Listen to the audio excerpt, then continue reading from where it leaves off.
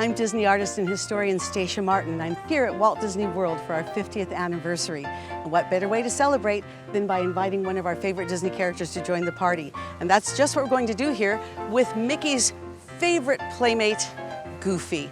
And you know, this is kind of funny. A lot of people ask me, since of course I've gotten to know our Disney characters for so many years, they say, well, if Mickey is a mouse and Donald is a duck, what is Goofy? And that is a fair question, because if he is a dog, he doesn't really act like it, does he? No, because Pluto acts like a dog, woof woof, running around, living in a doghouse.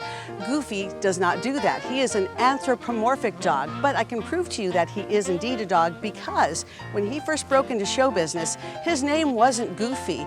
He had a very small bit part in a cartoon called Mickey's Review, and Mickey was putting on a show in a barn, and there were a lot of kind of country bumpkin hayseed characters in the stands laughing and applauding and having a good old time.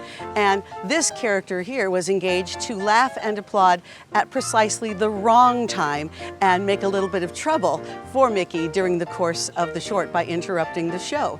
But this little actor from Central Casting was not called Goofy. He was called Dippy Dog, and that is spelled D-A-W-G, Dippy Dog.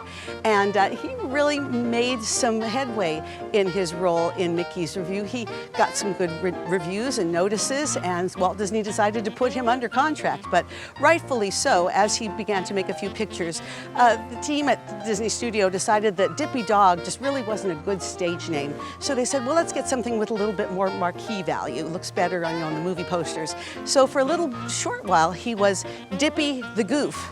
Not much better. So they decided to shorten that up, because also when the Disney artists were planning the films, they would speak of the characters in shorthand, like, well, the duck comes in here and the mouse goes over here and the goof says this. So it became the duck, the mouse, the goof, and then eventually Goofy. And that's good, because when you encounter Goofy here at the Magic Kingdom in Walt Disney World, Goofy has many fewer letters than any of those other names. And so he has a fighting chance of spelling his autograph properly.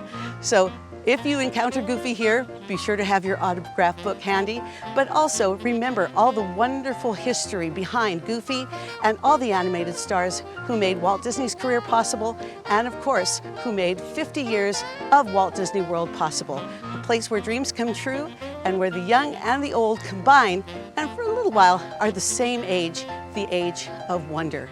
Happy birthday to Walt Disney World, and 50 years more, and another 50 on top of that, I think would be appropriate. There we go.